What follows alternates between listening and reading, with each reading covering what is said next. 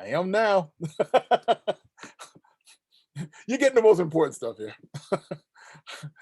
Okay. Uh, yeah, I turned it off because I didn't want to pick up just the random narrative before the class started. So um, you did take notes, right? You did take some notes, right?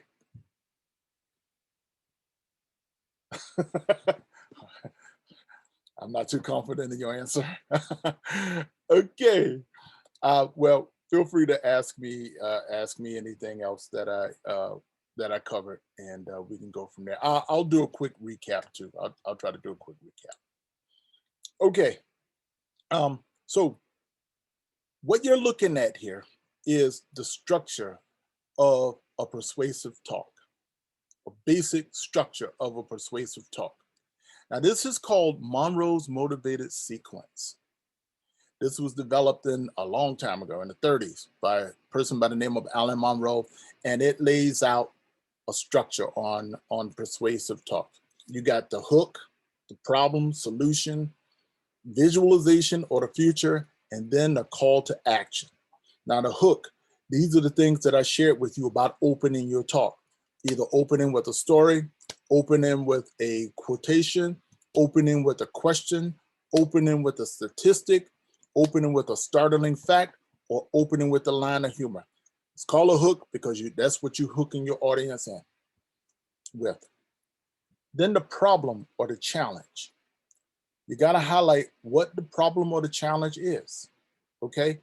And this will involve, like I say, you could, I'm just picking a topic here, global warming. What's the problem? What's the challenge? And you highlighting that. Then you're offering a solution. Now, the solution is based on your research to global warming. What does the experts say? What does the organization say? According to the Washington Post, XYZ, what do they say? But now, as you know, there are some people who do not believe that global warming is a thing. Well, what do they say?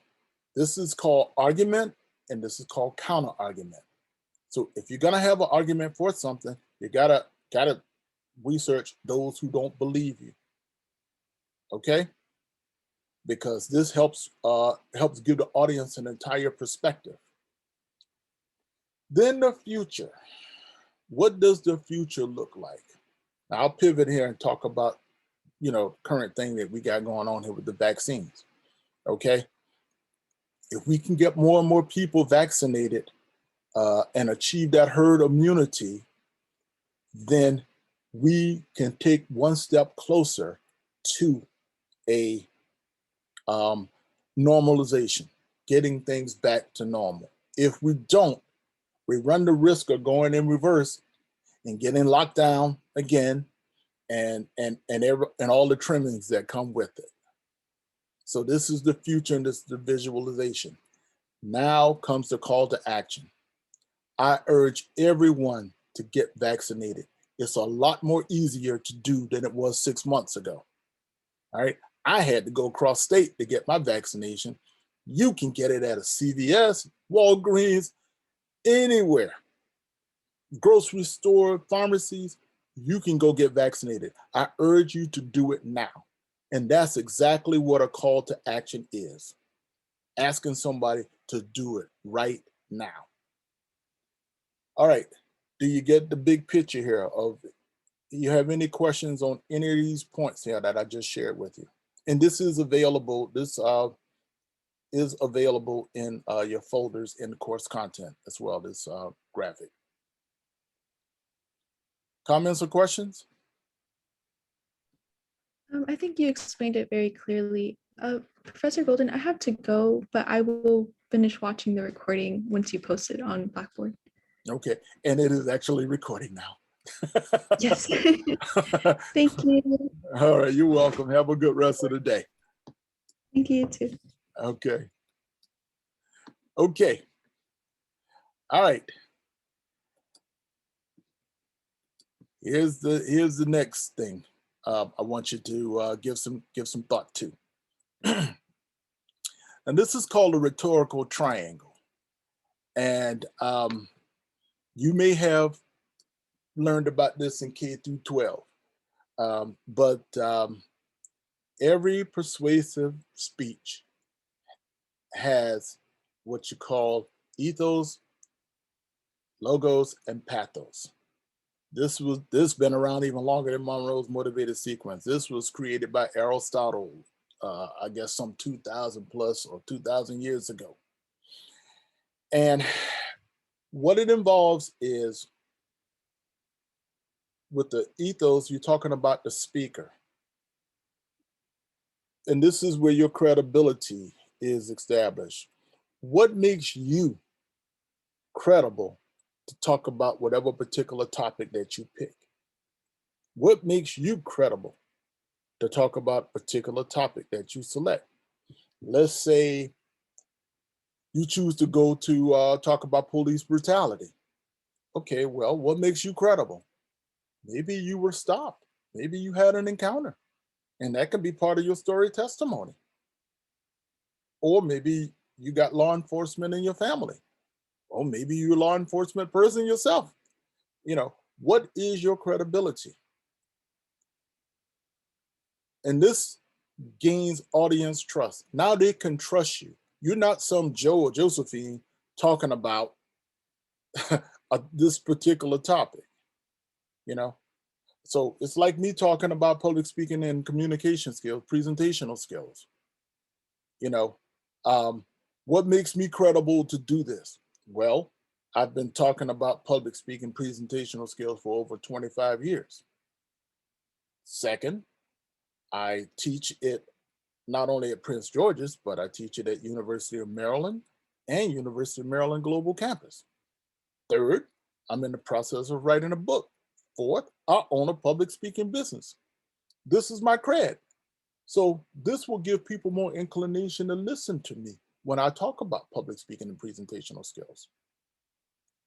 Now, what about your logos? In other words, logic, your message.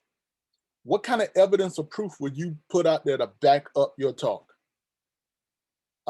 It's just like I posted this thing on the competencies employers want by Georgetown University. Well, okay, Professor Golden said that public speaking skills are valued and important. Well, you may not believe me. Okay, well, why don't you go check out a report that has been put together by a university, their workforce development program. So you got to be able to cite those sources, orally cite those sources. Last, your audience. This is the pathos. What kind of emotion that you will choose to appeal to when you talk to your audience? Okay, well, let's go back to the coronavirus. Well, to appeal to my audience, I know people who have lost loved ones to the coronavirus. I have a good friend who wasn't able to go to his mother's funeral, and he's still feeling a certain kind of way about that, missing his mother's funeral and not being there to hold her hand as she passed away. I know him and I know his mother, and I can't even begin to imagine how he feels. But I would ask the audience, how would you feel if that was you, if that were you, and you still don't want to get vaccinated? You know, so this is what I'm talking about. You can appeal to many different emotions: excitement, sad, angry, motivated, whatever. But you have to plan that out, and you have to think about that before you deliver your talk. Comments or questions on anything I just shared there? I have a question. Yes, sir. All right, so for the audience, right? I kind of already have like a topic in mind. I want to talk about federally legalizing marijuana. Okay. And for the audience, would I just focus on talking to senators, or should I focus on talking to like my peers, like people I'm in class with or like I associate with on a day-to-day basis? I would imagine, if I were giving this talk, I would imagine I'm talking to a group of my peers. I Okay. would imagine that. And I would sprinkle in, other random people, because there's some people who don't think that that should be done. Right. Yeah. Right. Yeah. Not only that, but, I don't, I'm not going to assume that you can relate to this, but I know people who've gotten locked up in the system because of, and life holds up because of a couple of joints. Yeah. Now it's a Yeah, I business. know people too. Now it's a Yeah. business. Now you're able to make money when you locking up people, and most of the people I mean, they look like me. Yeah. What kind of thing are you going to do to give back? You know what I mean? In other words, this industry which is a multi-billion-dollar industry, and this is where you do your research, find out about it. Former Speaker of the House, John Boehner, is a freaking investor in the Yeah. marijuana industry. And he was opposed to it when he was Speaker of the House. Of course. Now he's all in, killing it. Yeah. Isn't that something? Isn't that something? But people were getting locked up, the lives were getting hosed, war on drugs. I know it wasn't just about marijuana, it was about cocaine and all it and stuff like that. But again, too, you had disparaging powder cocaine versus crack cocaine. The sentencing was different. Yeah. So who most likely to use crack cocaine? We know the answer to that. Who's more likely to use powder cocaine? We know the answer to that too, right? Yeah. They got lighter. Yeah. Others got harsher sentences. Still cocaine, powder, crack, right? So this is how you appeal, you appealing to the audience sense, because like I just asked you, do you know somebody or yourself got caught up in this thing? And I'll just be like, oh yeah, yeah. And I'm pretty sure there are a couple people in there to say, yeah, me, I got caught up. You know what I mean? So now you got them. You got them on the hook now. But I heard that, and I don't know how true it is, that the industry is being made to fund things like what do they call it, residual reentry programs, and put stuff into the community programs to kind of help people, and addiction programs and things of that nature, which they should do, because most of the people who are making money in this industry, they don't look like us. Yeah. Yeah. So if you're for it, I think the industry should make amends too for locking up people when it wasn't a thing. It's interesting how you could take something that was criminal and then turn it into an industry, a legitimate industry. Interesting. It's almost like what I call gentrification. In fact, I had this conversation yesterday when I used to live with my uncle in Northeast DC. I can remember the houses boarded up and people sleeping on the stairs and everything 30 years ago, 30, 40 years ago. But then now they're freaking $500,000 $1 million properties. That of course those people unfortunately can't afford. So it's interesting how you take a thing, let it go, but then you make it a thing and you start making money off of it. I'm just saying. Anyway, you took me down that rabbit hole, bro. You took me down that rabbit hole. It's all good. I was going anyway. Yeah, I hope I answered your question. Did I answer your question? No, you did. Okay. Yeah. Okay. Thank you. No, you're welcome, man. I'm glad you asked. Okay, so those are the couple of things that I wanted to share with you about this. Now, again, the key will involve your outline. And let me see if I thought I had that pulled up here. Because I want you to really do a good job on this thing here. And I do have the outline posted. I just wanted to just show it to you real quick. And I want you to do a really, really freaking good job on this thing. Hold on a hot second. Persuasive outline. Let's see here. I think I have it. Let's see. Not the one I'm looking for.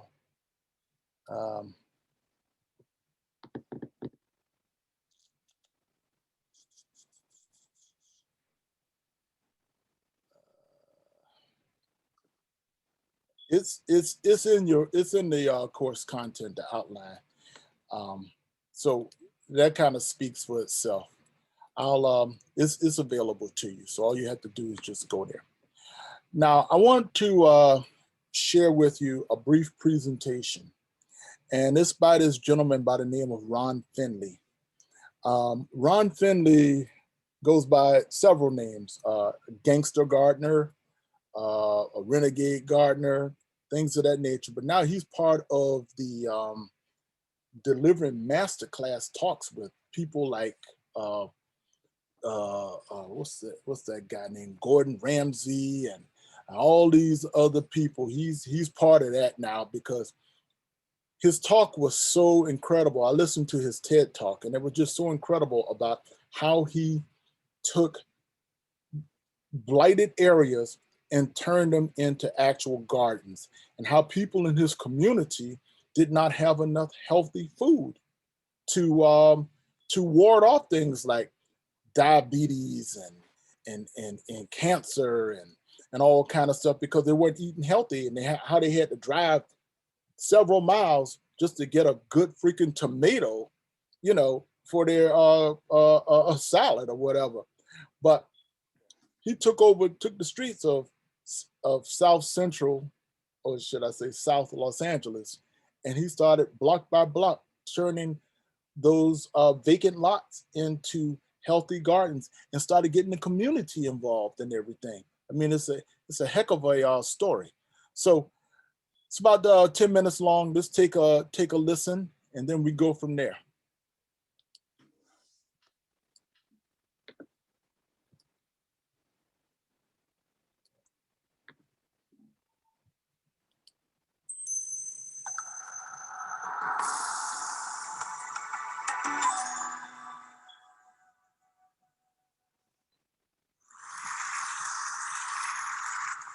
I live in South Central. This is South Central. Liquor stores, fast food, vacant lots. So the city planners, they get together, they figure they're gonna change the name South Central to make it represent something else. So they change it to South Los Angeles. Like this is gonna fix what's really going wrong in the city. This is South Los Angeles. Liquor stores, fast food, vacant lots. Just like 26.5 million other Americans, I live in a food desert.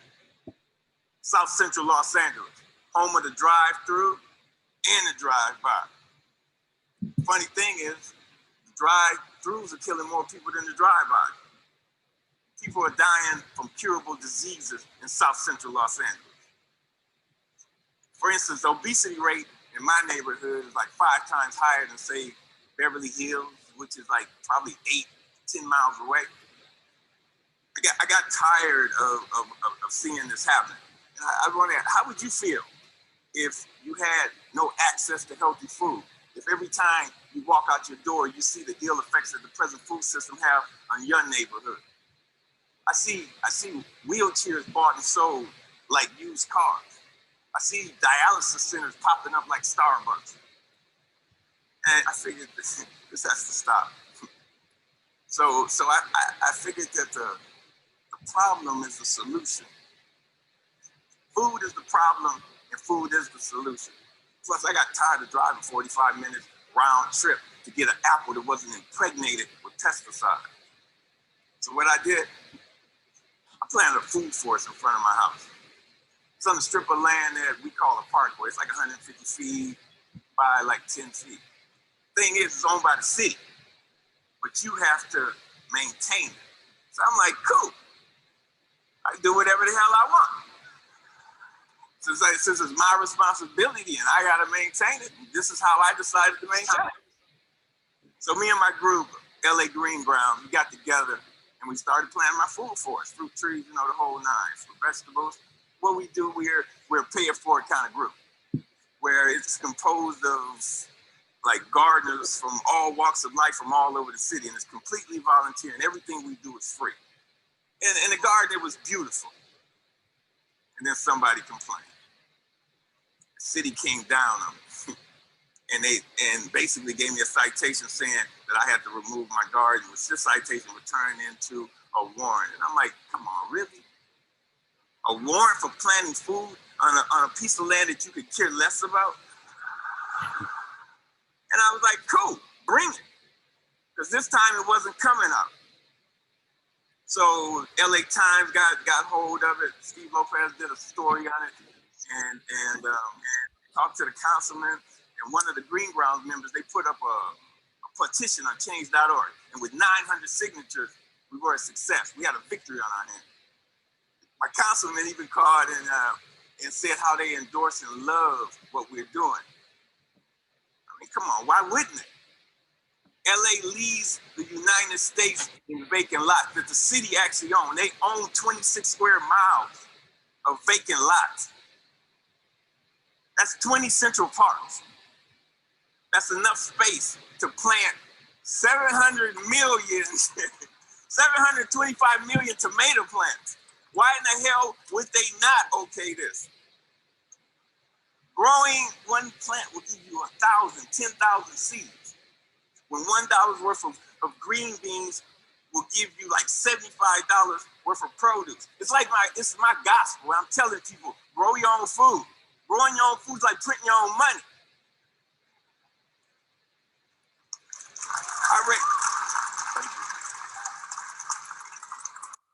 I have a legacy in South Central.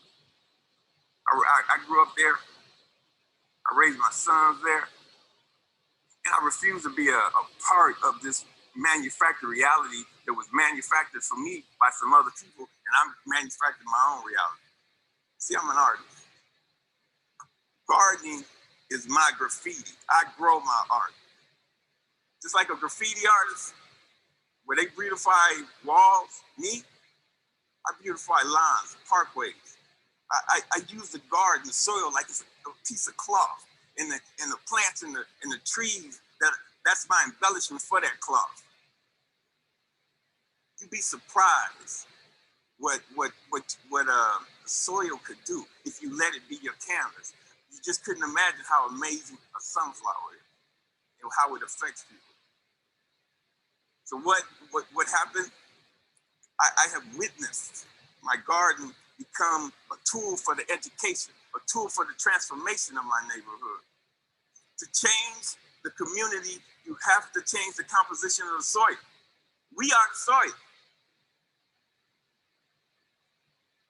You'd be surprised how kids are affected by this.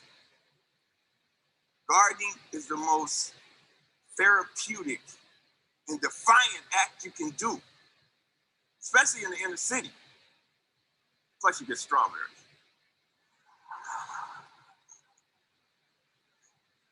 I remember this time, it was his mother and his daughter came, they were, it was like 10:30 at night, and they were in my yard. And I came out and they looked so ashamed.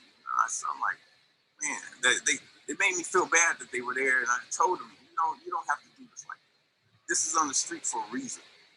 It made me feel ashamed to see people that was this close to me that was hungry. And this only reinforced why I do this. And people ask me, Finn, aren't you afraid people are gonna steal your food? And I'm like, hell no, I ain't afraid they're gonna steal it. That's why it's on the street. That's the whole idea. I want them to take it, but at the same time, I want them to take back their health. There's another time when I put a garden in this homeless shelter in downtown Los Angeles. The guys, they helped me unload the truck. it was cool. And they just shared the stories about how this affected them and how they used to plant with their mother and their grandmother. And it was just cool to see how this changed them instead of it was only for that one moment. So Green Grounds has gone on to plant maybe like 20 gardens. We've had like people, like 50 people come to our dig-ins and participate, and it's all volunteers.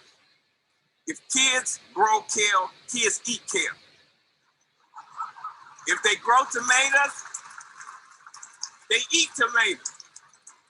But when none of this is presented to them, if they're not shown how food affects the mind and the body, they blindly eat whatever the hell you put in front of them. I see young people and they want to work, but they're in this thing where they're caught up. I see kids of color and they just on this track that's designed for them that leads them to nowhere. So with gardening, I see an opportunity where we can train these kids to take over their communities, to have a sustainable life. And when we do this, who knows? We might produce the next George Washington Carver. But if we don't change the composition of the soil, we will never do this. Now this is one of my plans. This is what I want to do. I want to plant a whole block of gardens. It's just where people can share in the food in the same block. I want to take shipping containers and turn them into healthy cafes. And now don't get me wrong. I'm not talking about no free shit, because free is not sustainable. Funny thing about sustainability, you have to sustain it.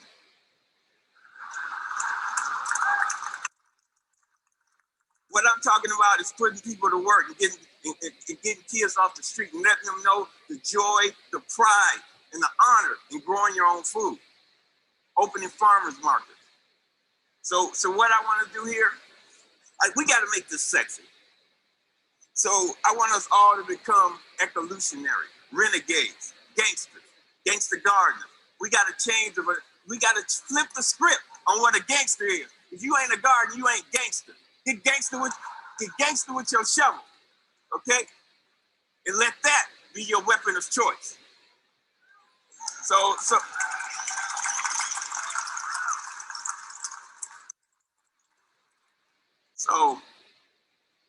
So basically, if you want to meet with me, if you want to meet, don't call me. If you want to sit around in cushy chairs and have meetings where you talk about doing some shit, If you want to meet with me, come to the garden with your shovel so we can plant some shit. Peace. Thank you.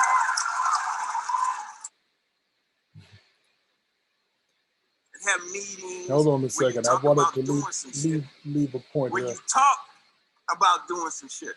If you want to meet with me, come to the garden with your shovel so we can plant some shit. Peace. All right.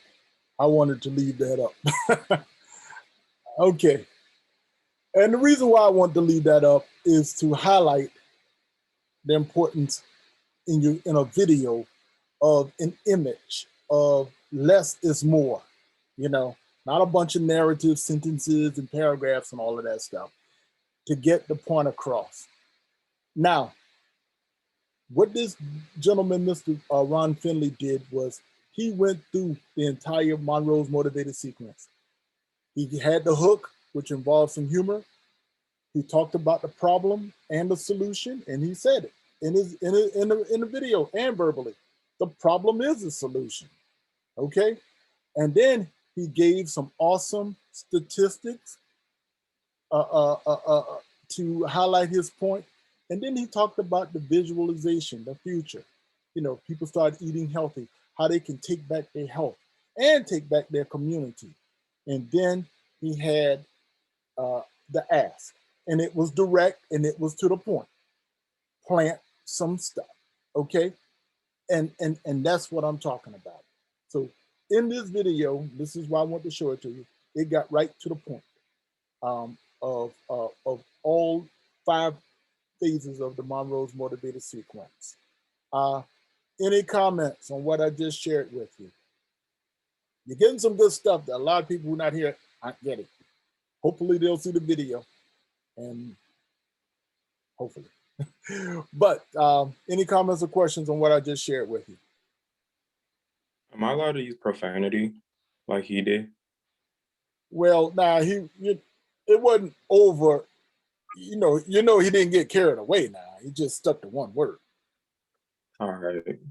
Yeah. We don't want to turn it into a what they call it, a shit show. Yeah, I think he just kind of kept it at one word. So Okay. I wouldn't have done it, but anyway. Okay. Any other questions? Okay. All right. I think you all got the point. Now I want to highlight a couple things before we shut down here. Don't forget you got a quiz due that's on the 16th, so get in there and take care of that. Also, don't forget to be point to the discussion board.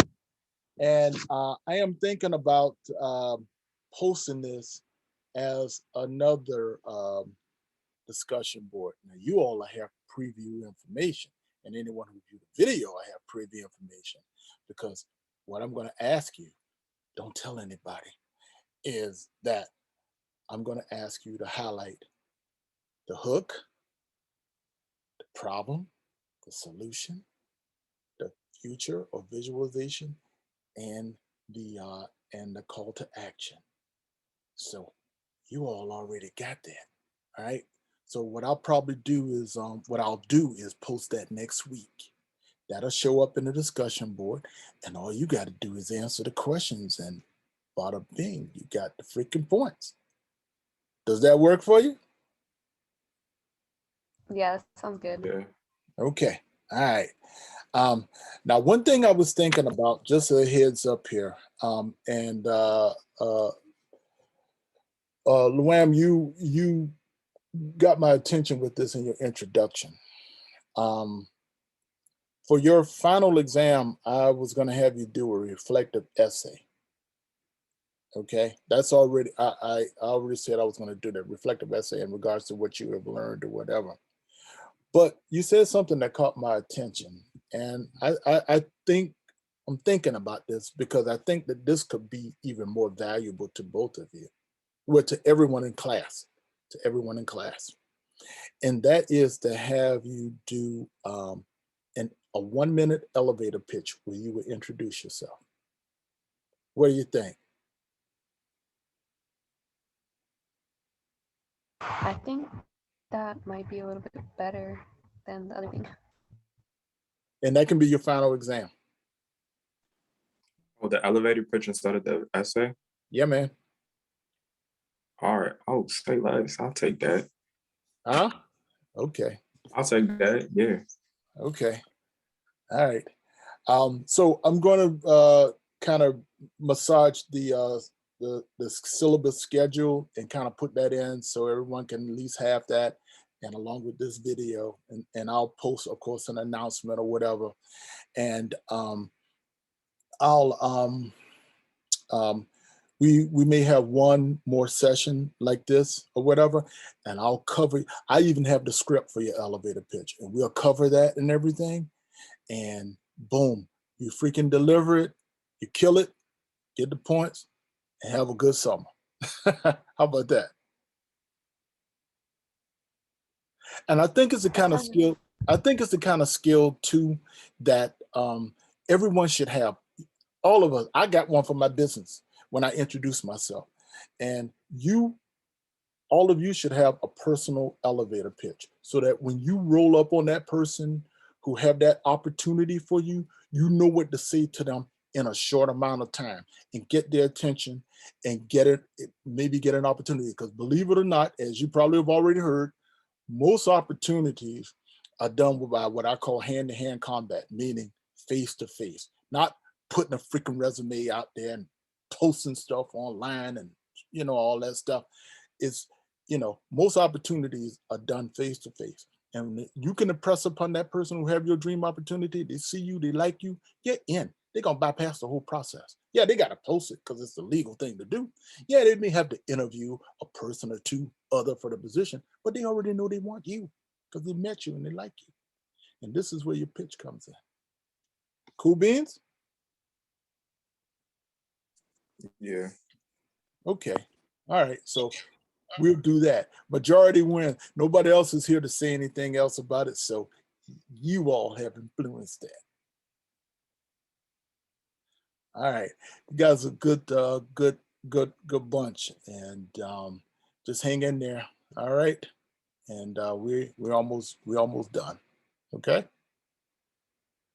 All right. Thank you. Have a good one. All right. No more questions. I just want to make sure before I shut it down. You good? I have a question. Actually. No, I have a question. Okay. Just to clarify about the persuasive presentation, let's say I want to do it on Zoom, like the PowerPoint. So I should just like record it and then post the link to the recording of the Zoom? Yeah. Yeah.